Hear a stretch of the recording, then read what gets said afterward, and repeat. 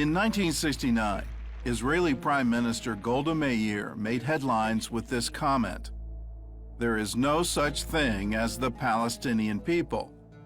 It's not as if we came and threw them out and took their country. They didn't exist." Golda's statement was controversial, but as it turned out, many Arab leaders and historians agreed with her. In 1937, Arab leader Ani Abdul Hadi made this statement to the British Peel Commission: "There is no such country as Palestine. Palestine is a term the Zionists invented. There is no Palestine in the Bible. Palestine is alien to us." Nearly a decade later, Arab historian Philip Hitti agreed. In his testimony to the Anglo-American Committee, "There is no such thing as Palestine in history. Absolutely not." In 1956, a Saudi representative to the UN stated, "It is common knowledge that Palestine is nothing but southern Syria." And more recently, Syrian dictator Hafez al-Assad gave this lecture to PLO leader Yasser Arafat: "Never forget this one point. There is no such thing as a Palestinian people. There is no Palestinian entity. Palestine is an integral part of Syria." With the Peel Commission of 1936, the British government offered for the first time the partition of the land, the partition of Palestine into a Jewish Palestine and into an Arab Palestine.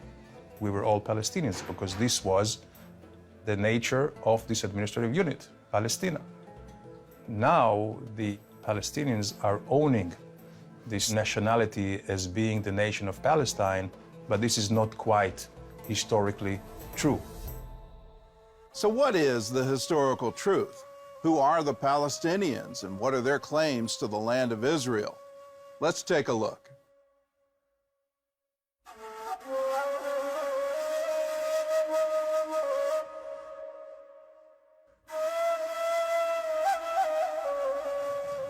Many Palestinian Arabs, including Arafat, have claimed to be descendants of the ancient Canaanites. A convenient argument, since the Canaanites were the first known inhabitants of the land of Israel. Even as recently as May of 2014, a PA spokesman stated that the Palestinians have been in the land for 5,000 years. But history shows that there's no way the Palestinians could be related to the Canaanites, because the Canaanites were almost completely obliterated by the Israelites in the 13th century BC. The few that remained were assimilated into Israelite culture. Palestinians also claim that the ancient Philistines are their ancestors, and it's true that they take their name from the tribe of Goliath. But do they actually share DNA?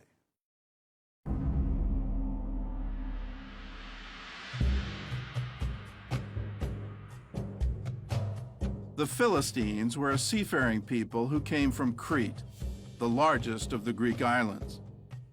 The Philistines got their name from the Hebrew word Plishtim, which actually means invaders. Palestine means invaded land. Why should we call it that? When the Philistines invaded Israel in the 12th century BC, they stayed close to the Mediterranean coast. They never settled in Jerusalem, Hebron, or Jericho, all cities claimed today by the Palestinians. By the 7th century BC, the Philistines had been assimilated by the Assyrians, then conquered by the Babylonians. From there, they disappeared from the pages of history. And experts say no one alive today could prove Philistine lineage. But if the Palestinians want to claim them, they would have to acknowledge that their real ancestral homeland is not Israel, but the Greek island of Crete. The Palestinians may not have gotten their DNA from the Philistines, but they did get their name. When the Roman Emperor Hadrian conquered Jerusalem in AD 135, he was determined to eradicate even the memory of the Jews and erase their connection to the land of Israel. So Hadrian renamed the region after their historical enemies, calling it Syria Palestina, the Latin translation for Philistine.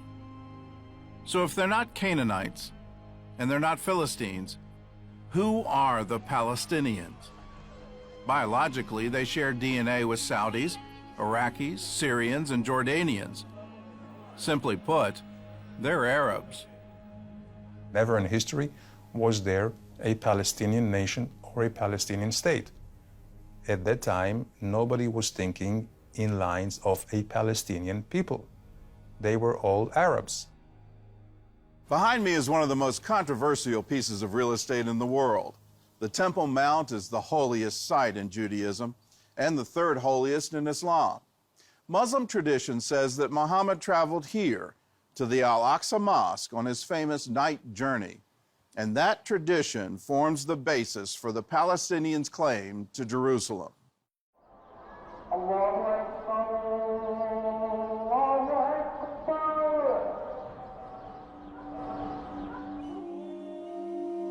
Arabs claim Jerusalem as the Islamic city of Al-Quds. But there's no record that the Prophet Muhammad had ever been there, and even his armies didn't arrive there until 5 years after his death. The city of Jerusalem isn't mentioned even once in the Quran, while the Hebrew Bible mentions it more than 600 times. In Muhammad's lifetime, it was a fairly unimportant city in the Byzantine Empire. It was a Christian city without a single mosque. When the Muslims conquered Jerusalem, they chose to build their mosques on the Jewish Temple Mount, believing it to be a holy site. There they built the Dome of the Rock and the Al-Aqsa, whose name was copied from the story of the night journey in the Quran. Several Muslim scholars place the construction of the mosque around 690, while Muhammad died in 632. So how could Muhammad's famous night journey have taken him to a mosque in Jerusalem that wouldn't be built until after his death? The Quran doesn't mention Jerusalem, but says that Muhammad's dream flight took him to Al-Aqsa, which means the farthest place. Early Islamic scholars interpreted that to mean a heavenly place, or the courtyard of Allah. That all changed as Islam evolved into a political force.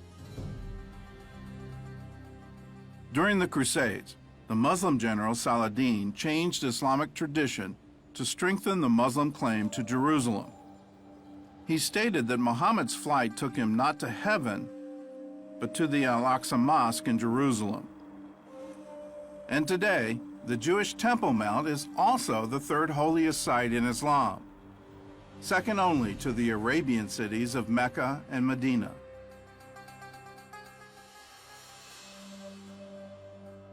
Muslims believe that once they claim a piece of land, it belongs to Islam forever.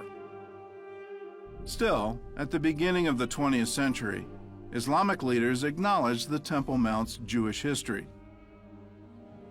In 1924, Jerusalem's Supreme Islamic Council published this tourist pamphlet on the Temple Mount. It says the site's identity with the site of Solomon's temple is beyond dispute. This, too, is the spot, according to the universal belief, on which David built there an altar unto the Lord. The pamphlet also describes the underground chamber the Crusaders called Solomon's Stables. It dates probably as far back as the construction of Solomon's Temple.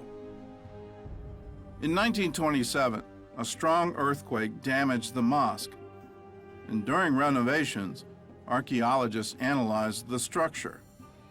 They found beams made from cedar of Lebanon and Cyprus, dating as far back as the 9th century BC, around the time of King Solomon, who had used those very materials to build the first Jewish temple. The excavations also uncovered a Jewish ritual bath from the Second Temple and a mosaic believed to be part of a Byzantine church. Most historians agree the Jews were here first, but the Arabs will argue that they were here the longest, and the so-called right of return has been a constant theme at every Middle East peace summit since 1948.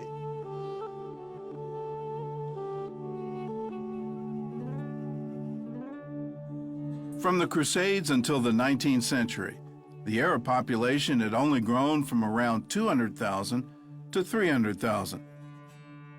Arab growth was stagnant, and population experts say it would have stayed that way, except for one thing: the arrival of the Jews.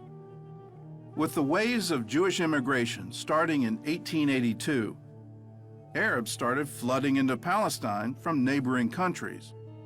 And they came for two reasons. One, to enjoy a higher standard of living in Palestine, and two, to fight the immigration of the Jews who made that standard of living possible. By 1948, the Arab population of Palestine was 1.3 million.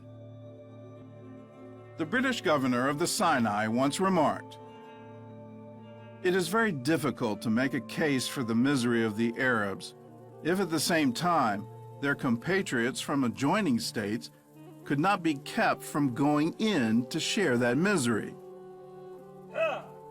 Some experts say, if the Palestinian Arabs want a legal return to their countries of origin, they would have to return to places like Egypt, Iraq, Morocco, and Syria, but not to Israel.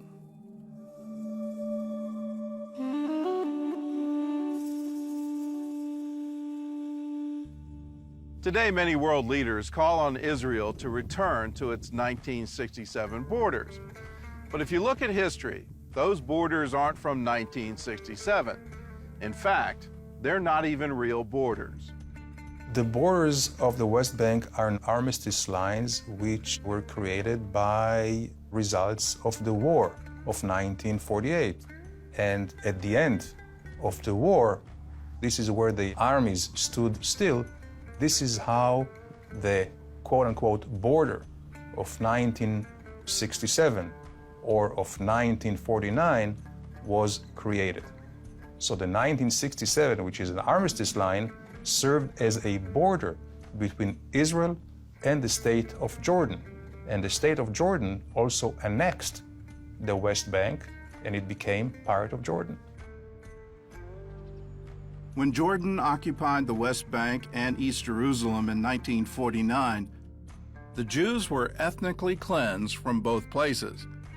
At least 30 synagogues were destroyed, and Jews were banned from holy sites like the Western Wall, while Palestinian Arabs living there automatically became Jordanian citizens.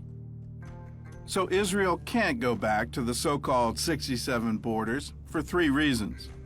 One, before 1967, the West Bank was controlled by Jordan, not by the Palestinians, and Jordan's annexation of it violated international law. Two, the land was legally promised to the Jews by the British Mandate of 1922. And three, there was no Palestinian state in 1967, or ever. As Golda Meir once said, "How can we return the occupied territories? There is no one to return them to." The term occupation is when you possess something which is not yours or which is someone else's. This is not the case of the West Bank. When you talk about occupation, yes, there were many occupations over the West Bank, starting with the Babylonians and Assyrians and Greeks and Romans, all the way to the Ottomans and to the Brits. To call the Jews occupiers in their own home, this is really a unique travesty of history. The West Bank was never held by the Palestinians. They were never sovereigns. In fact, there was no other sovereign over the West Bank than the Jewish people.